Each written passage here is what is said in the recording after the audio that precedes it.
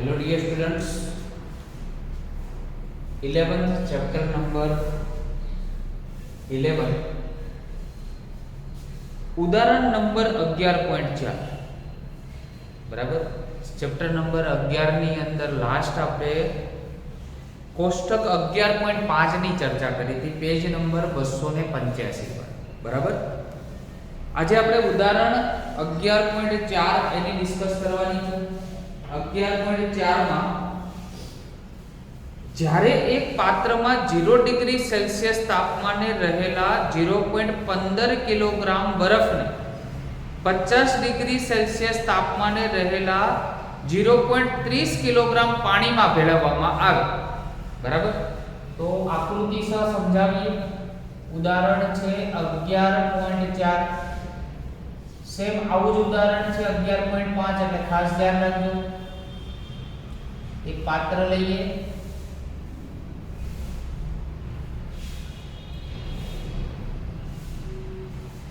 બરાબર.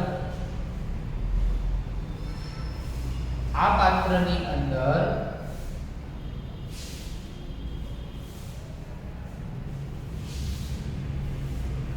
આ પાણીની માત્રા, બરાબર. પાણી તમને કેટલું આપેલું છે? 0.30 કિલોગ્રામ. પાણી તમને આપેલું છે 0.30 કિલોગ્રામ અને એનું તાપમાન આપેલું છે 50 ડિગ્રી સેલ્સિયસ તાપમાને રહેલા. એટલે આનું જે પાણીનું તાપમાન છે, પાણીનું તાપમાન 50 ડિગ્રી સેલ્સિયસ અને એનું તમને દળ આપેલું છે, પાણીનું દળ 0.30 kg. એટલે માસ ઓફ વોટર 0.30 kg થયું. બરાબર. હવે એમાં 0 ડિગ્રી સેલ્સિયસ કેટલો બરફ? 0.15 કિલોગ્રામ બરફ. એટલે અહીંયા બરફના ટુકડાઓ આ પાણીની અંદર નાખવામાં આવે છે. બરાબર. એટલે ઓબ્વિયસલી આમાં પીગળવાની શરૂઆત થાય. બરાબર. 0.15 આ બરફના ટુકડાનું દળ છે 0.15 kg બરફના ટુકડા.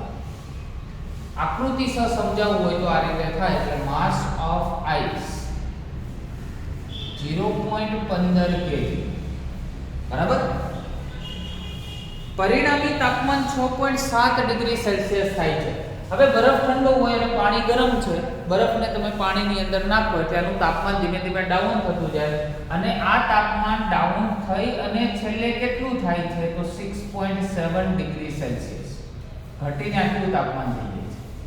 બરાબર. તો એ તમને ફાઇનલ ટેમ્પરેચર આપ્યું. બરફને ઓગળવા માટે જરૂરી ઉષ્મા ગણો. આ બરફ ક્યારે ઓગળશે, હું એને કેટલી ઉષ્મા આપીશ તો બરફ પીગળવાનું ચાલુ થશે અને ઓગળવા લાગશે. બરાબર. તો આપણે જાણીએ છીએ કે ઉષ્મા લેશે તો ક્યાંથી લેશે? તો આ પાણીમાંથી લેશે. બરાબર. પાણીમાંથી બરફે ઉષ્મા લીધી, પોતે ઉષ્માનું શોષણ કર્યું અને બરફ પીગળવાની શરૂઆત થઈ. હવે તમને એસ વોટરની વિશિષ્ટ ઉષ્મા ધારિતા આપણે ખબર છે 4186, તેમ છતાં આપેલી છે જૂલ, કેજી ઇન્વર્સ અને કેલ્વિન ઇન્વર્સ. બરાબર. કોન્સેપ્ટ આવો બનશે: ગુમાવાતી ઉષ્મા બરાબર શોષાતી ઉષ્મા. બરાબર. આ કોન્સેપ્ટ ખાસ યાદ રાખજો આ ચેપ્ટર માટે, દાખલાઓ માટે. ગુમાવાતી ઉષ્મા કોણ ગુમાવે છે? પાણી ગુમાવે છે. શોષાતી ઉષ્મા કોણ શોષણ કરે છે? તો બરફ શોષણ કરે છે. બરાબર. આવો કોન્સેપ્ટ બને અને તાપમાન એ તમને આપેલું છે. તો સૌપ્રથમ પાણી વડે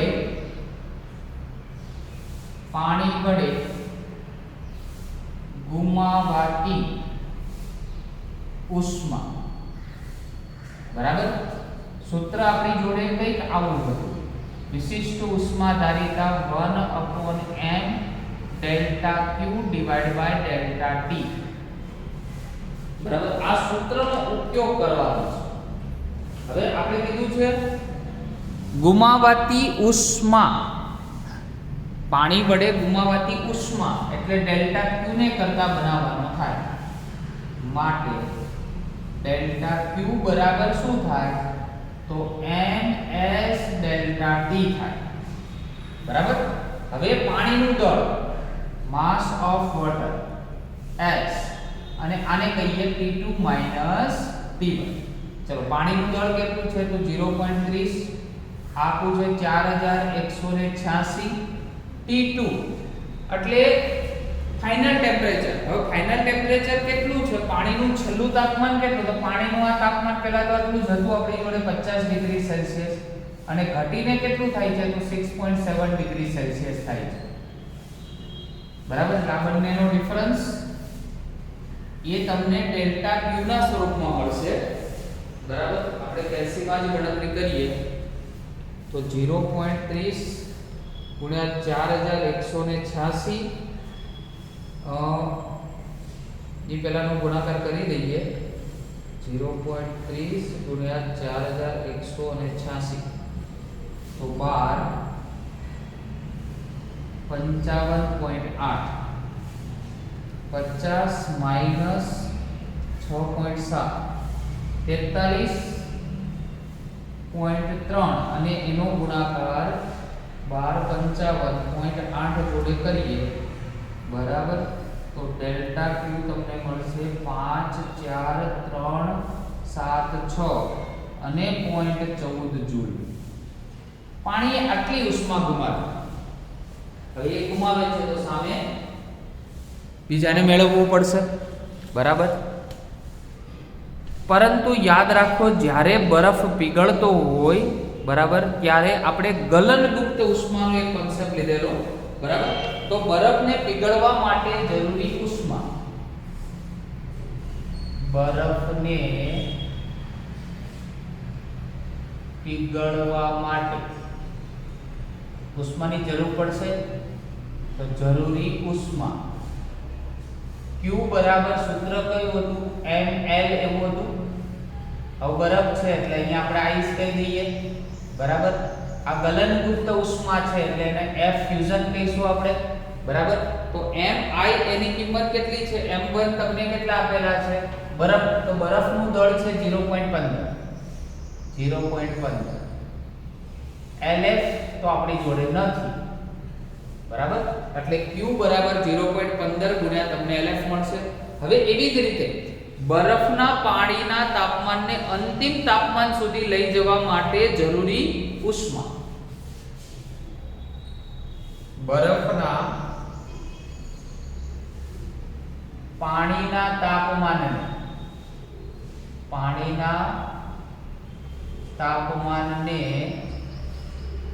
અંતિમ તાપમાન સુધી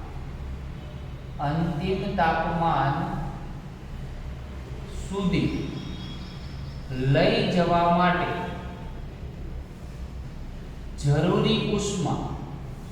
જરૂરી ઉષ્મા. ફરી એકવાર ડાયરેક્ટ આ સૂત્રનો ઉપયોગ કરીશું આપણે અહીંયા ms ડેલ્ટા t નો, ms ડેલ્ટા t, બરાબર. કારણ કે બરફ પહેલા પીગળે પછી પાણીમાં રૂપાંતર થાય અને એનું અંતિમ તાપમાન કેટલું થાય 6.7 થાય ત્યાં સુધી માટે જરૂરી ઉષ્મા કેટલી બને તો m1 એટલે કે બરફ માટે તમને દળ આપેલું છે, બરાબર. અને પાણીમાં રૂપાંતરણ થાય છે એટલે આ થઈ ગયું આપણી પાસે 0.15. પાણી માટે S ની કિંમત 4186 આપેલું છે, બરાબર. હવે તમારું અંતિમ તાપમાન ક્યાં સુધી લઈ જવાનું 6.7 સુધી, અને બરફનું પ્રારંભિક તાપમાન કેટલું હતું તો બરફને પીગાળવાનો છે એટલે 0 ડિગ્રી, અને એનું અંતિમ ક્યાં સુધી લઈ જવાનું છે તો 6.7 સુધી, બરાબર. તો 0.15 4186 અને ગુણ્યા 6.7, બરાબર. કરો ગણતરી તો 0.15 ગુણ્યા 4186 અને ગુણ્યા 6.7 તો 4206 અને 0.93 જૂલ આટલી ઉષ્મા ટોટલ યુઝ થાય, બરાબર. હવે ગુમાવાતી ઉષ્મા અને સામે મેળવાતી ઉષ્મા, બરાબર. હવે પાણી કેટલી ગુમાવે છે ઉષ્મા, તો અહીંયા આપણે સામે લખ્યું છે, બરાબર. 5 4 આ 3 7 અને 6, તો પાણી અહીંયા આપણે લખી દઈએ સિમ્પલ ગુમાવાતી ઉષ્મા ઇઝ ઇક્વલ ટુ મેળવાતી ઉષ્મા.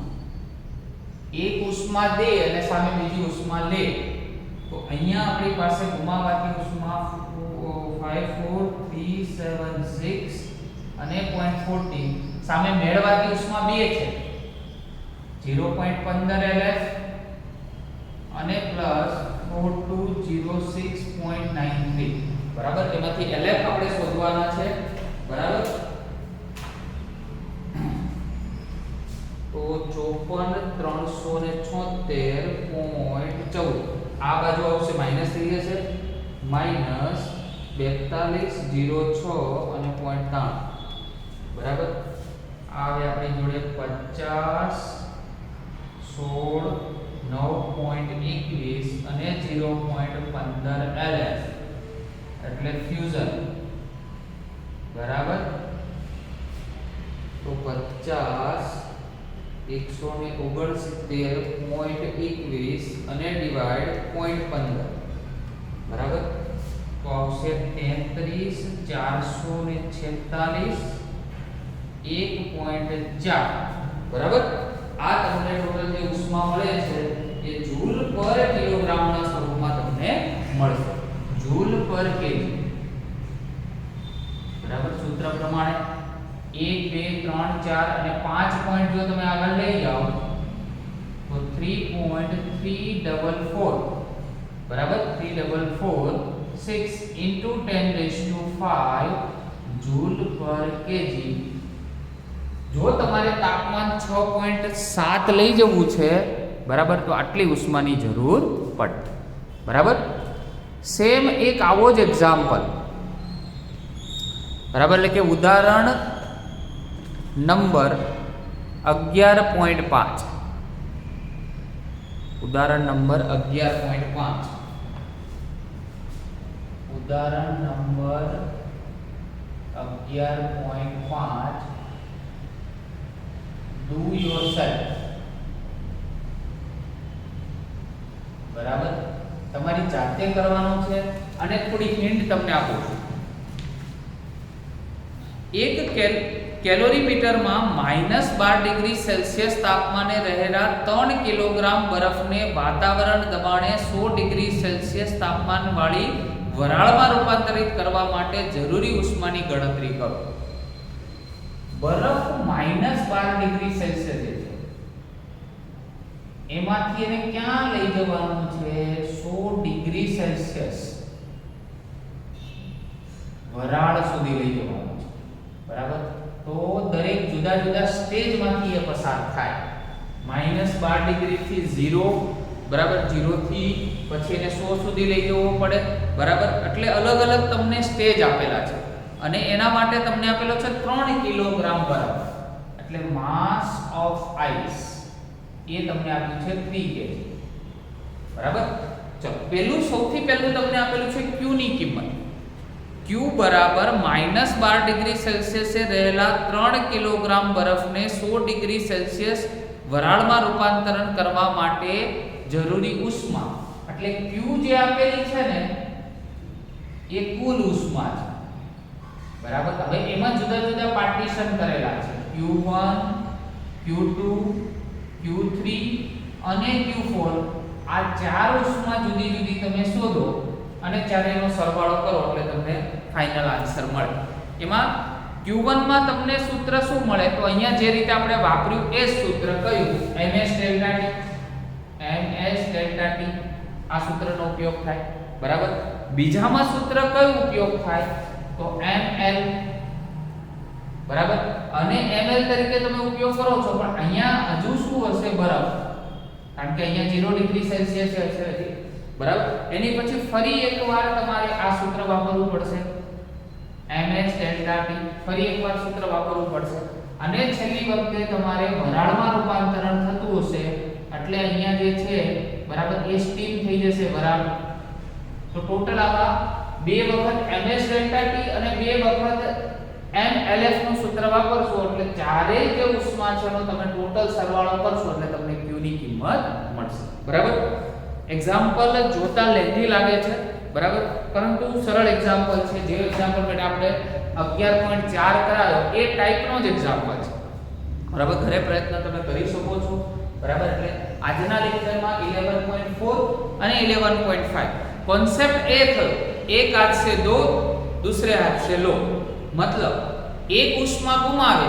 તો સામે બીજી ઉષ્મા મેળવે બરાબર આ કોન્સેપ્ટ થયો બરફ હોય એને તમે ગરમ પાણીમાં નાખો તો શું કરે બરફ ઉષ્મા ગુમાવે અને જે પેલું પાણી છે ઉષ્મા શું કરે બરફ છે ઉષ્મા ગરમ પાણીમાંથી મેળવે બરાબર એટલે તો બરફ પીગળે છે અને પાણી શું કરે એની ઉષ્મા ગુમાવે બરાબર તો જ્યારે બંને હાથ આપણે નહીં કહેતા કે બંને હાથ હોય તો જ તાલી પડે બરાબર એક હાથથી તાલી ના પડે એની જેવું જ કામકાજ છે કોન્સેપ્ટ છે ફિઝિક્સનો બરાબર આ ચેપ્ટરમાં ખાસ તો હીટ ટ્રાન્સફરનો પણ કોન્સેપ્ટ તમે કહી શકો okay thank you very much